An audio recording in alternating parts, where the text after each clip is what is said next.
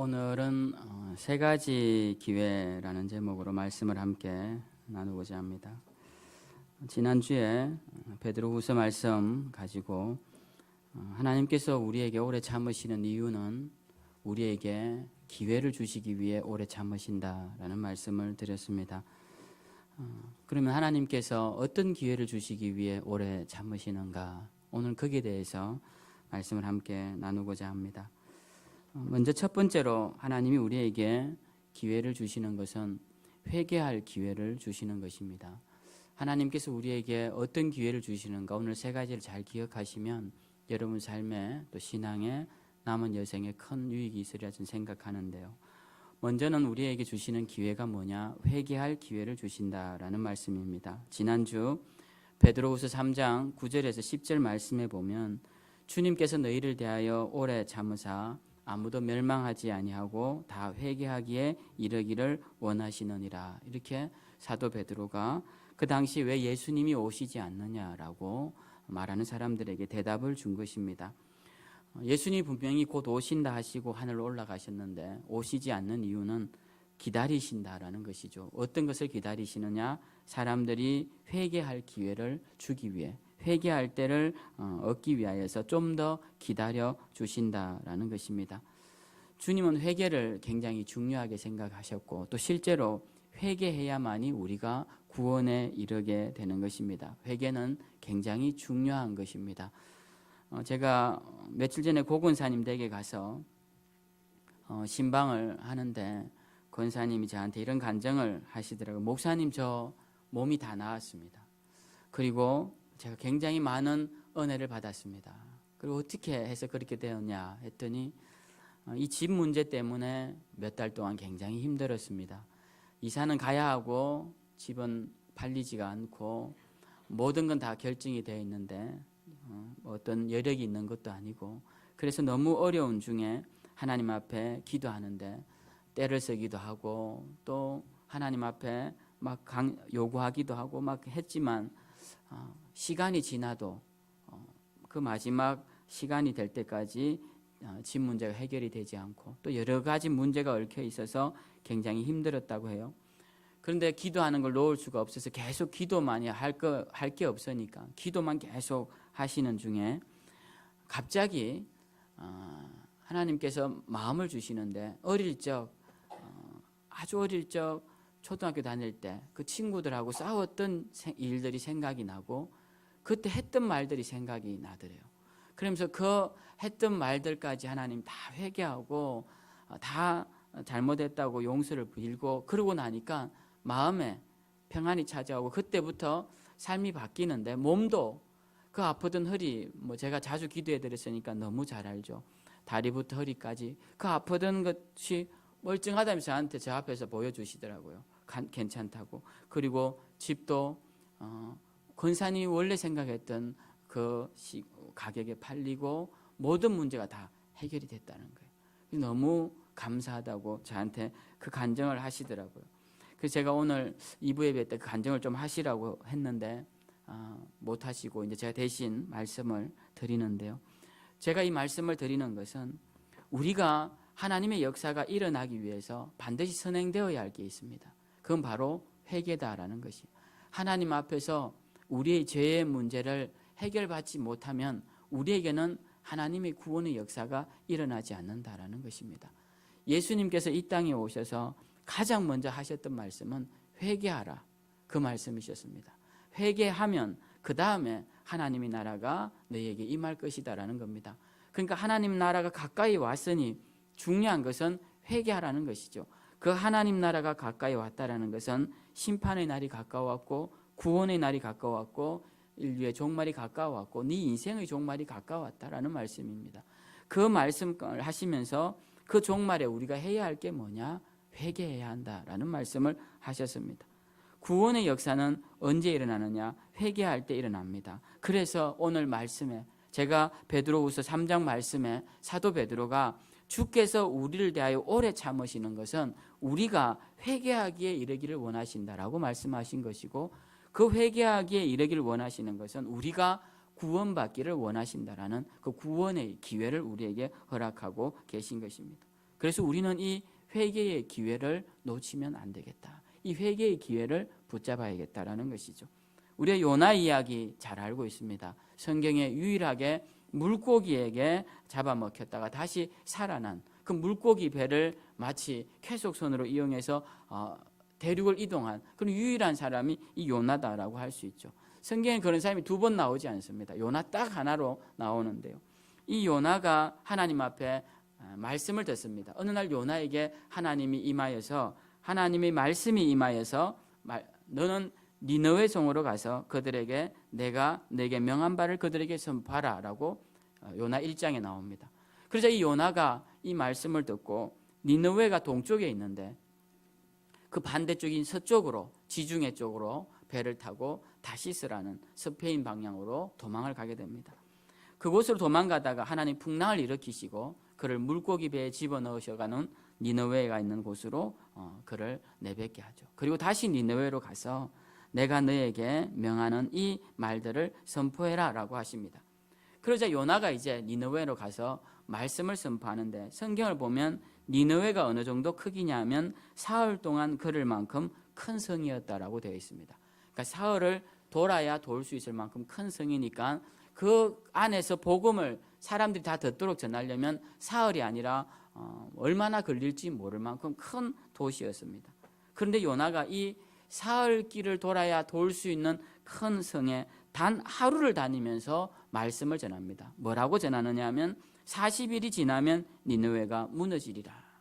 그러니까 하나님의 니느웨 가서 내 말을 선포하라니까 완전히 건성으로 그냥 전하는 겁니다. 가서 하루만 생색만 낸 거예요. 하나님 자 전했습니다 하고는 이제 어떻게 되나 너희는 망할 것이다 하고 이제 기다리고 있는데 그때 그 말을 들은 왕과 그의 대신들이 그 말을 듣고 회개하기에 이릅니다. 그리고 백성들에게 선포를 하는데요. 이렇게 선포를 해요. 사람이나 짐승이나 소떼나 양떼나 아무것도 입에 대지 말지니 먹지도 말 것이요 물도 마시지 말 것이며 사람이든지 짐승이든지 다 굵은 베옷을 입을 것이요 힘써 하나님께 부르짖을 것이며 각기 악한 길과 손으로 행한 강포에서 떠날 것이라. 이렇게 하는 겁니다. 왕과 대신들이 뿐만 아니라 백성들에게도 물도 마시지 말고 옷도 좋은 것 입지 말고 부드러운 옷 입지 말고 굵은 베옷을 입어서 살이 까칠까칠하게 느껴질 때마다 그 죄를 인식하게끔 굵은 베옷을 입고 너희만 안 먹는 것이 아니라 너희 자녀도 굶기고 너희 짐승들도 굶기고 너희 짐승들에게도 베옷을 입혀서 그들도 다 우리와 한 가지로 회개하게끔. 그 짐승들이 뭘 알겠습니까? 그렇게까지 하라는 것이. 그렇게 하니까 어떤 역사가 일어나느냐? 하나님께서 그 뜻을 돌이키시고 그 진노를 그치십니다. 그래서 요나 3장 10절에 보면 하나님이 그들이 행한 것, 곧 그 악한 길에서 돌이켜 떠난 것을 보시고 하나님이 뜻을 돌이키사 그들에게 내리리라고 말씀하신 재앙을 내리지 아니하시니라. 이렇게 말씀하십니다. 이 요나의 하루 설교를 듣고 이들은 회개함으로써 그들에게 찾아온 그 심판의 임박한 종말을 피하고 구원을 얻을 수 있었다라는 것입니다. 우리는 회개의 기회가 왔을 때 기회를 잡는 자들이 되어야 합니다. 기회가 자주 있는 것 같으니까 우리는 회개의 기회가 늘 올 것이라 생각하지만 그렇지 않습니다. 우리에게 오늘 이 시간이 마지막일 수 있는 것이고 오늘 들려지는 복음이 요나가 하루길 행한 그 설교일 수도 있다는 것을 우리는 잊지 말고 들려질 때마다 우리의 심령을 돌아보아 우리의 심령을 깨끗하게 하며 주님의 신부로 거룩한 세마포옷을 입는 거룩한 주의 백성들이 다 되시길 주님의 이름으로 축원드립니다. 성경에는 10처녀의 비유가 있는데요. 10명의 처녀가 모두 친구의 잔치집에 갑니다. 그리고 신랑 신부가 행사를 마치고 돌아올 때까지 기다립니다. 지금 우리나라의 결혼식하고 중동의 결혼식은 많이 다른데요. 그때는 신랑 신부가 올 때까지 기다려야 하고 그리고 등불을 켜고 준비하고 그리고 그 킨 자들과 함께 들어가서 밤새 잔치를 벌이는 것이 그들의 잔치 행사였습니다. 몇 날이고 잔치를 베푸는 것이었죠. 그런데 그 10처녀 중 5처녀는 더디 올 수도 있겠다 싶어서 기름을, 여분의 기름을 준비해 갑니다. 그런데 그렇지 못한 처녀들은 그냥 등불에만 기름을 채워서 신랑 신부가 올 때까지 기다립니다. 기다려도 오지 않자 열 처녀 모두가 졸면서 기다립니다. 그러다가 신랑 신부가 왔다라는 이야기를 듣고 등불을 밝히려고 보니까 다 꺼져 있어요. 슬기로운 다섯 처녀는 가져온 여분의 기름을 가지고 등불을 밝혀서 그들을 맞이하고 잔치자리에 들어가지만 그것을 준비하지 못한 미련한 다섯 처녀는 거기에서 참여하지 못하고 잔치집 바깥에 있게 됩니다. 잔치집에 들어가는 거야 뭐 그리 대단한 일이겠냐마는 그렇게 생각하시겠지만은 주님이 이 비유를 하신 것은 그 잔치집은 천국을 말하는 것이고 하나님 나라를 말씀하시는 것이에요. 하나님 나라의 문도, 천국 문도 열려져 있을 때는 누구에게나 들어올 수 있는 문이지만 닫히면 그 어떤 누구도 들어올 수 없는 문이 되고 마는 것입니다. 그래서 주님은 우리에게 열려져 있을 때, 기회가 있을 때 그 기회를 잡으라고 말씀하고 있습니다. 사람들이 항상 우리에게 기회가 있으니까 그것이 기회인 줄 모르고 방탕하게 살아갈 때가 많습니다. 그래서 예수님도 마지막 때 인자가 오실 때 예수님이 다시 오실 때는 어떠할까요? 라고 물었더니 제자들이 물었더니 이렇게 대답하십니다. 인자가 다시 올 때도 노아의 때처럼 사람들이 먹고 마시고 시집가고 장가가고 밭갈러 다니며 세상 일에 분주할 것이다 라고 말씀하십니다. 여러분 우리의 삶이 어떻습니까? 우리도 지금 세상 일에 분주하고 주님이 부여하신 이 기회의 소중함을 잃어버리고 살고 있지는 않습니까? 그렇게 사시다가 시간만 지나서 여기까지 혹 오신 분들은 없습니까? 우리는 늘 생각해야 합니다. 지금 나에게 허락하신 이 기회가 나의 마지막 기회는 아닌가? 나에게 주시는 회개의 기회는 아닌가? 우리 교회에 새로운 성도님들이 가끔씩 찾아오는데요. 그들에게도 제가 드리고 싶은 말씀은 언제나 교회의 문이 열려 있으니 구원의 문이 열려 있는 것 같지만 우리에게 초청하는 이 구원의 때는 내 인생의 마지막일 수도 있다는 것을 잊지 말고 우리는 이 회개의 기회를 잡아 구원의 길로 나아가는 그런 복된 심령들이 다 되시기를 주님의 이름으로 축원드립니다. 두 번째 주시는 기회는 능력의 기회입니다. 예수님께서 이 땅에 오셨을 때 예수님 옆에 3년 반 동안 동행하며 다니던 12명의 제자들이 있었습니다. 그 12명의 제자들은 예수님 곁에서 죽은 자가 살아나는 것을 보고 떡 5개와 물고기 2마리로 수천 명, 수만 명이 먹는 것을 보고 병든 자들은 수시로 회복되고 또 심지어는 물 위로 걸으시는 주님의 모습까지 봤지만 그들은 여전히 유약하고 그들은 여전히 겁이 많고 그들은 여전히 무지하고 여전히 이기적이었습니다. 주님이 십자가에 달려 죽으시는 순간까지도 그들은 여전히 무지하고 이기적이었습니다. 그런 그들이 언제 바뀝니까? 오순절에 다락방에서 모여서 함께 기도할 때 성령의 임재가 일어나면서 그때 그들의 삶이 바뀌게 됩니다. 그때 성령의 임재를 성경은 어떻게 표현하고 있냐면 성령이 임하시는데 불의 혀같이 갈라지는 역사가 일어나고 바람 같은 역사가 그들 가운데 일어나더라라고 말씀을 하셨습니다. 그들의 삶에 하나님의 능력이 나타났다라는 것이죠. 이 성령의 임재를 체험하고 그들은 이제 완전히 변화된 삶을 삽니다. 그들은 어디로 가든지 예수가 그리스도요, 예수가 구원자요, 예수가 우리의 주님이시다라고 고백하면서 그 이름의 능력과 십자가의 은혜를 전하기 시작합니다.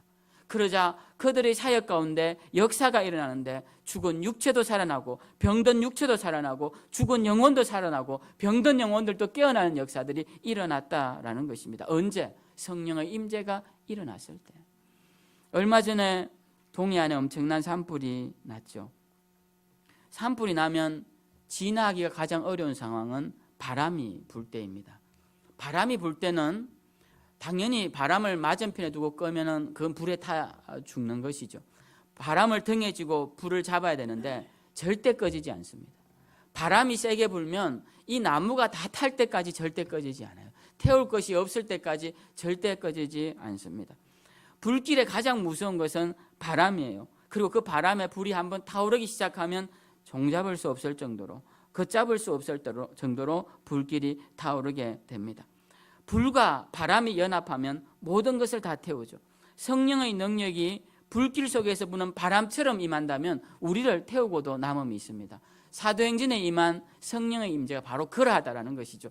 그래서 성령의 역사가 불같이 바람같이 임하였다라고 말씀하시고, 그 불과 바람을 연상해 볼 때 그때 역사했던 성령의 역사가 얼마나 뜨거웠을까를 우리가 생각해 보게 된다는 겁니다. 그래서 우리는 그때를 사모하고 그러한 성령의 역사를 사모해야 할 것이고, 그 불길 속에 들어가서 우리를 그 불길로 태워서 우리에게 있는 불순물을 다 태우고 점검 같은 하나님의 도구로 거듭나야 한다라는 것입니다. 성령의 불길이 타오르지 않는 곳에 무엇이 많은지 아십니까? 연기가 가득합니다. 저도 난로를 피우면서 저 밑에 집에서 오랫동안 살아서 불을 어떻게 붙이면 잘 붙는지, 언제 잘 타는지, 어떻게 하면 열기가 잘 나는지, 어떤 나무가 잘 타는지 그런 걸 오랫동안 해보니까 잘 알겠더라고요. 산에 가서 나무를 해다가 장작을 쌓아놓고 불을 떼면 먼저 타야 할 나무들과 나중에 타면 잘 탈 나무들이 이렇게 잘 구분이 되는데요. 난로를 이렇게 피우다가 불이 잘 안 붙고 또 나무가 시원찮으면 연기만 잔뜩 납니다.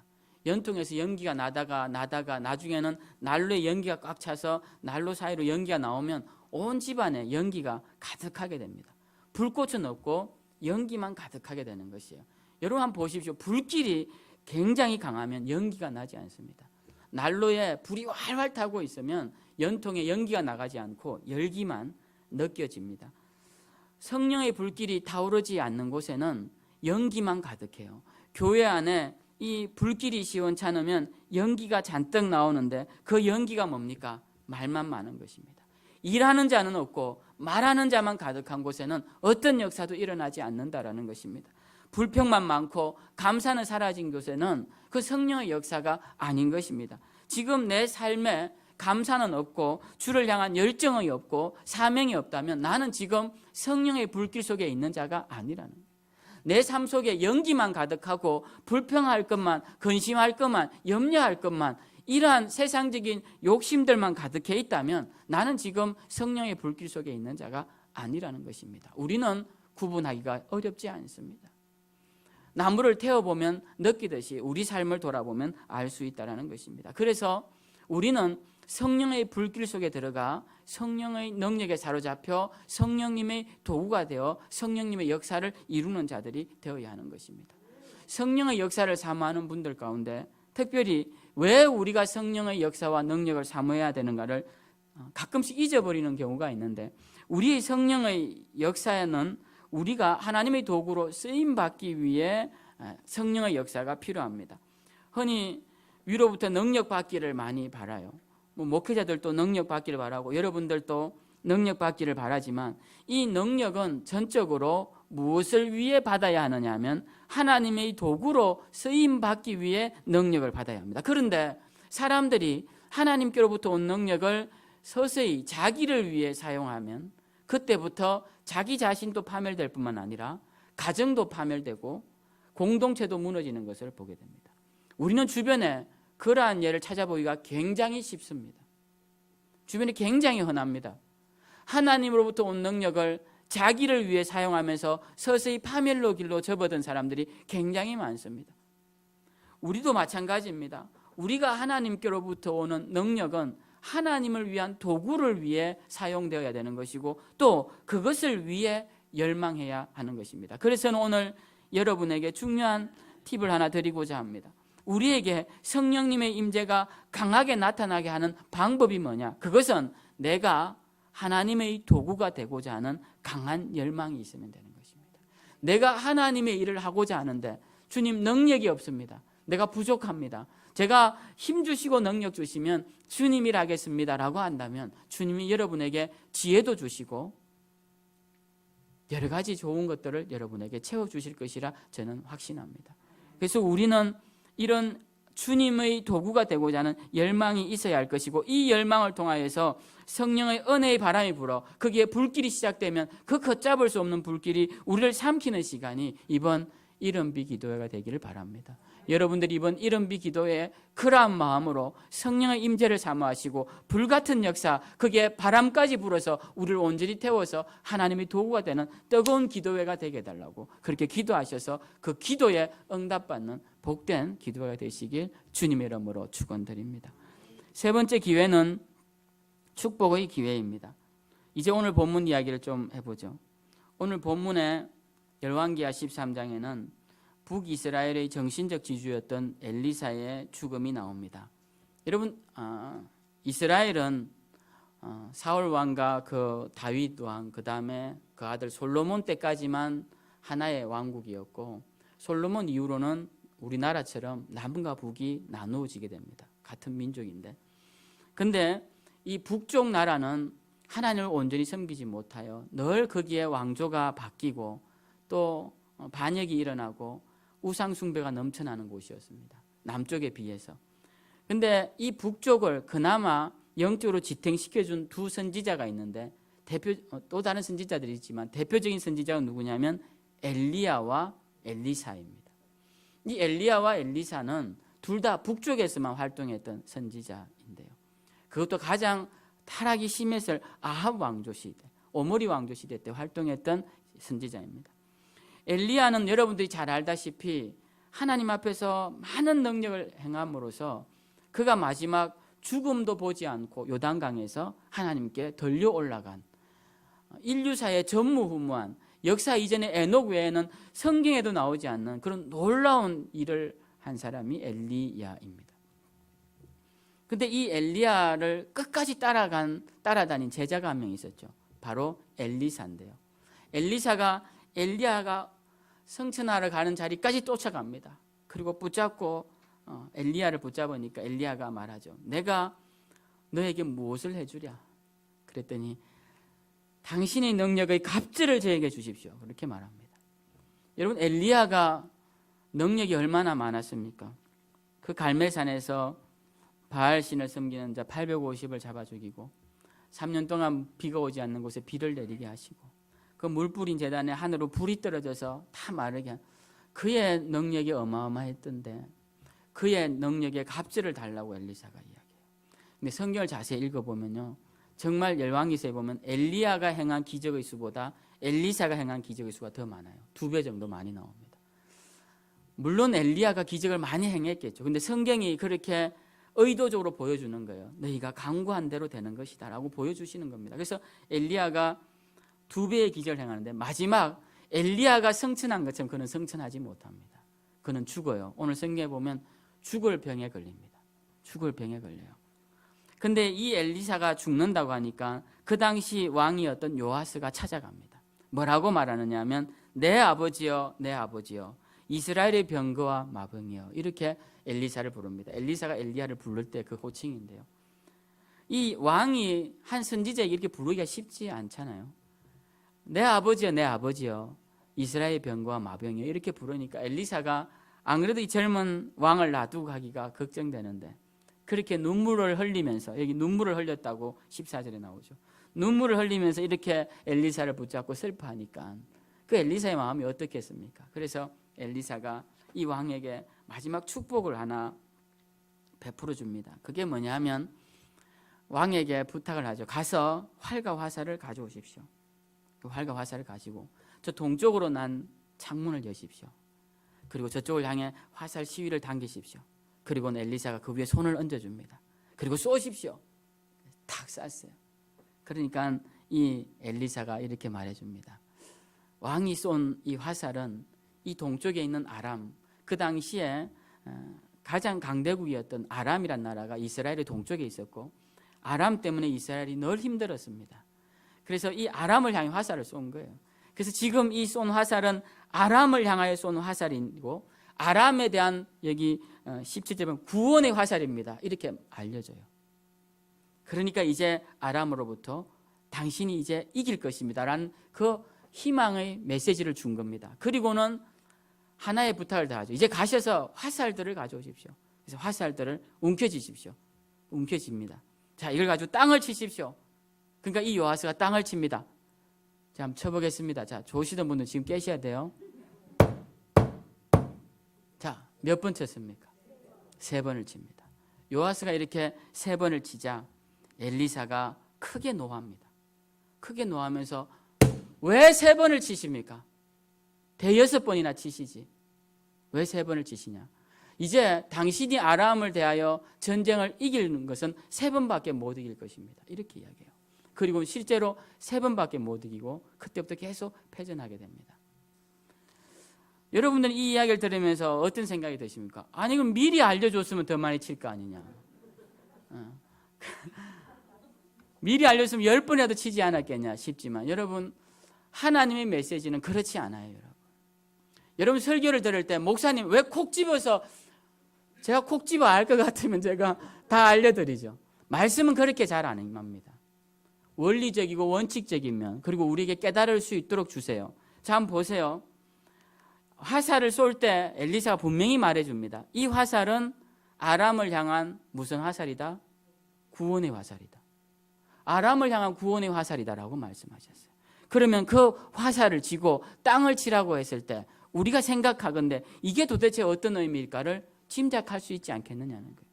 이게 아람을 향한 구원의 화살이니까 이걸 가지고 전쟁에 나가서 내가 이겨야겠다 열정이 있었으면 대여섯 번이 아니라 더 칠 수도 있지 않았겠느냐라는 겁니다.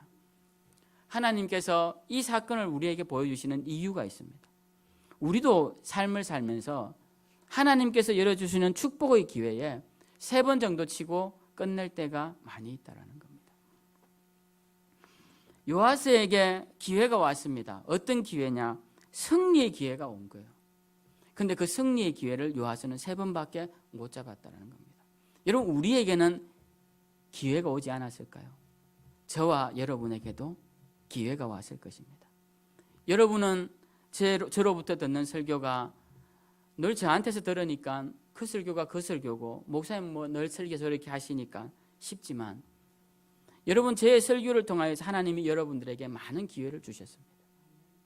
그 기회를 깨달은 자들은 그 말씀을 듣고 그 말씀의 의미를 담아 삶에 그것을 구현해냈고 그것을 축복으로 받아들였고 그렇지 못한 자들은 언제 나에게 기회가 주나 늘 원망과 불평으로 살게 되는 것이죠. 우리는 이 시간 하나님이 이 엘리사야가 요아스의 둘관계 속에서만 기회로 주는 것이 아니라 저와 여러분의 관계에서도 지금 기회를 주신다는 겁니다.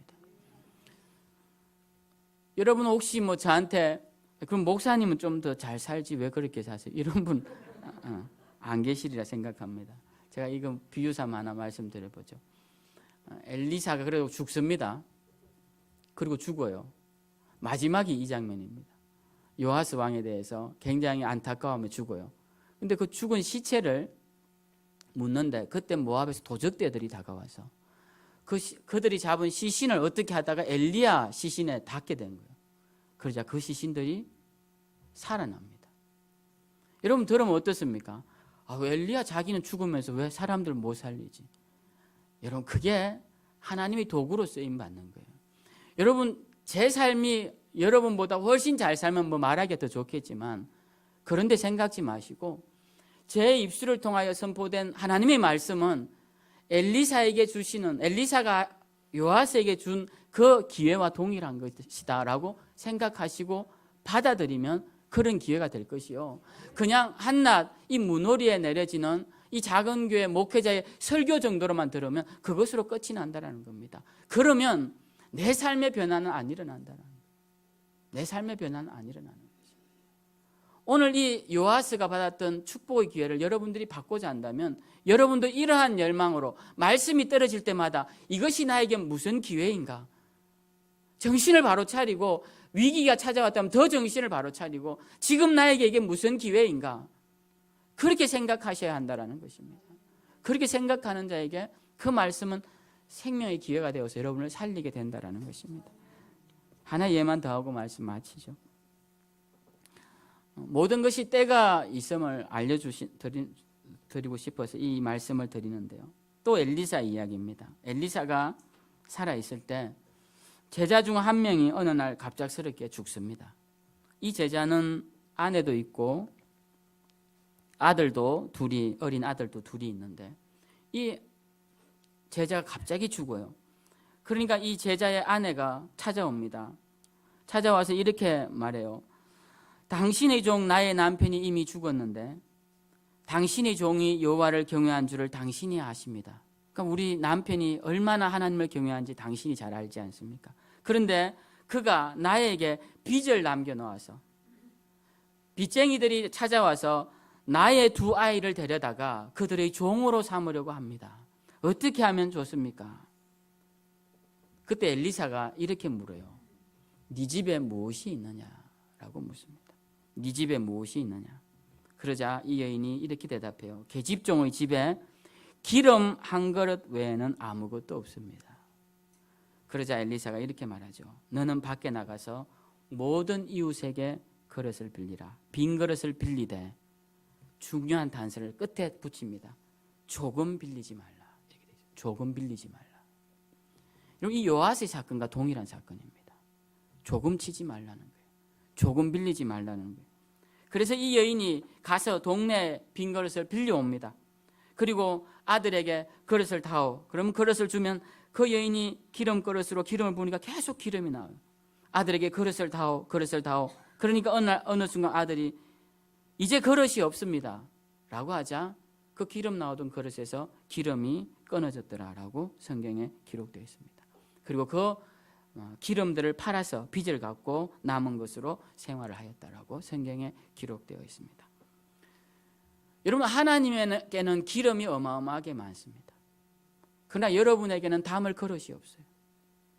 하나님에게는 기름이 어마어마하게 많은데 여러분의 그릇은 너무나 작아서 조금만 붓고 나면 넘쳐서 땅에 흘러버리고 없더라는 겁니다. 하나님이 우리에게 축복 주실 그 분량이 적어서 여러분에게 축복이 임하지 않느냐? 그렇지 않습니다. 우린 너무나 잘 알고 있어요. 하나님에게 댐과 같은 생수가 있으면 뭐합니까? 우리에게는 담을 그릇이 이 컵만한 것밖에 없다면 아무 소용이 없더라는 겁니다. 성경 우리에게 축복의 기회가 왔을 때 기회를 잡으라고 말씀합니다. 빈 그릇을 준비해야 할 때 그 빈 그릇을 준비하라고 그래요. 그 기름을 주시고자 하나님이 작정하셨을 때에 우리가 해야 할 것은 빈 그릇을 준비해야 하는 것인데 우리는 고리타분한 이야기들만 하고 있습니다. 하나님으로부터 무엇이 올 것이냐 이야기하고 있습니다. 현재 상황이 어떻고 세상이 어떻고 나의 헛된 지식들을 자랑하고 열거하고 있습니다. 하나님이 기회를 주실 때 우리는 입 다물고 빨리 그릇을 준비해야 할 시기가 있다라는 거예요. 무엇을 해야 할지 때가 있다라는 겁니다. 지혜로운 농부는 어떤 농부입니까? 때를 잘 분별하는 것이죠. 씨앗을 언제 심는지 잘 아는 농부가 지혜로운 농부입니다. 기촌에서 저도 텃밭을 갈거 보니까 따뜻해졌다고 씨앗 심었다가 설이 와서 금방 죽어버리고 저보고 좀 기다리라고 했는데 못 참아서 따뜻하니까 괜찮을 거라 생각하고 따뜻하니까 싹이 올라오죠. 그러다 조금 추워지면 다 얼어버리죠. 농부는, 지혜로운 농부는 때를 잘 아는 겁니다. 제가 이런 표현이 적절한지 모르겠지만 싸움을 잘하는 사람은 어떤 사람인지 아십니까? 때려야 할 타이밍을 잘 잡는 사람입니다. 운동을 잘하는 사람이 어떤 사람인지 아십니까? 공을 쳐야 할 타이밍을 잘 잡는 사람이에요. 운동 못하는 사람들은 움직이기는 엄청 많이 움직입니다. 활동이 엄청 많습니다. 그러나 뛰어다니기만 열심히 뛰어다니지 골 한 골 넣지 못하고 공 한 번 치지 못하고 그렇게 시간을 보내죠. 주님 앞에서도 마찬가지입니다. 지혜로운 신자는 때를 잘 분별하는 거예요. 지금 내가 무엇을 해야 할 때인지, 지금 내가 능력받아서 사명 감당할 때인지, 지금 내가 축복받아서 그릇을 준비할 때인지, 지금 내가 구원을 위해 회개할 때인지 그 때를 잘 구분하는 것입니다. 그래서 오늘 이 말씀 기억하시고 아무쪼록 하나님이 우리에게 허락하신 이 세 가지 기회 다 잡으셔서 하나님이 우리에게 주시고자 하시는 예비된 축복들을 다 받아 누리시고 그걸 통하여서 하나님께 큰 영광 돌리며 살아가시는 저와 여러분들 다 되시기를 주님의 이름으로 축원드립니다. 우리 다 일어나